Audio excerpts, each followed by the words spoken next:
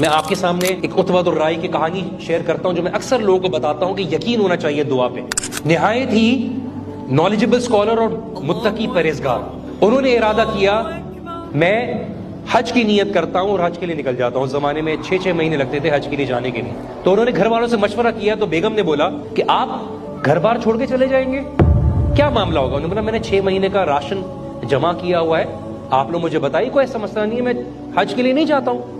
لیکن بیٹی جو تھی سمجھدار تھی. بیٹی نے بولا کہ نہیں والد صاحب آپ یہ فریضہ ادا کریں, زندگی ہے یا نہیں ہے اللہ سبحانہ و تعالیٰ ہمارے لیے انتظام کر دے گا. 6 مہینے گزر گئے, گھر کا راشن ختم ہونے لگا.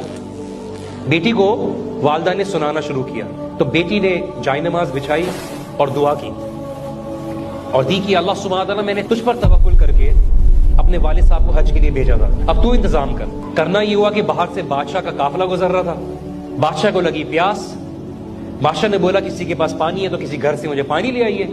اس بچی کو پتہ چل گیا تو اس نے اچھی طریقے سے برتن کو سجا کر کپڑا ڈال کر اس کو پانی بھجوایا. اللہ سبحانہ تعالیٰ نے اس پانی کے اندر خاص مٹھاس ڈال دی. اس پانی کو پیتے ہی بادشاہ نے سوال کیا یہ پانی کس کے گھر سے آیا ہے؟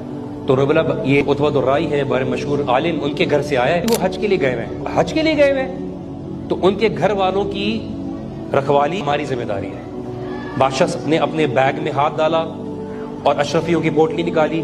انہوں نے ان کے برآمدے میں اشرفیاں, چاندی, سونے, چیزوں کی چیزیں پھینکنا شروع کی, اتنا کہ پورا برآمدہ بھر گیا.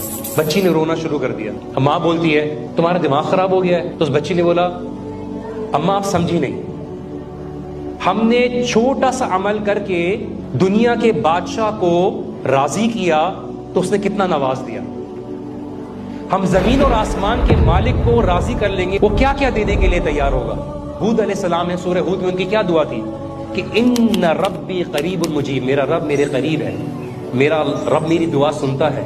اور آپ کے ساتھ ایک مشکل وقت گزر رہا ہو اور آپ یہ بول رہے ہو کہ میں اس مشکل وقت سے کیوں گزر رہا ہوں, کیا میرے اللہ میری دعا نہیں سن رہا, کہ اللہ میری دعاؤں میری مشکلات کو نہیں دیکھ رہا؟ تو آپ کو کیا لگتا ہے اللہ سبحانہ و تعالیٰ آپ کی دعاؤں کو نہیں سن رہا؟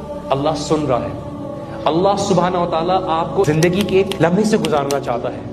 وہ لمحہ کبھی کبھار ایسا ہوتا ہے کہ آپ کو لگتا ہے ایک تیر کی مانند ہے, کہ تیر کو پیچھے کھینچا جاتا ہے اور وہ تیر سوال کرنا شروع کرے مجھے پیچھے کیوں کھینچا جا رہا ہے, لیکن اس کو پیچھے اس لیے کھینچا جا رہا ہوتا ہے تاکہ اس کو اپنے نشانے پر پھینکا جا سکے, تاکہ وہ بہتر سے بہتر طریقے سے اپنے نشانے پر لگے.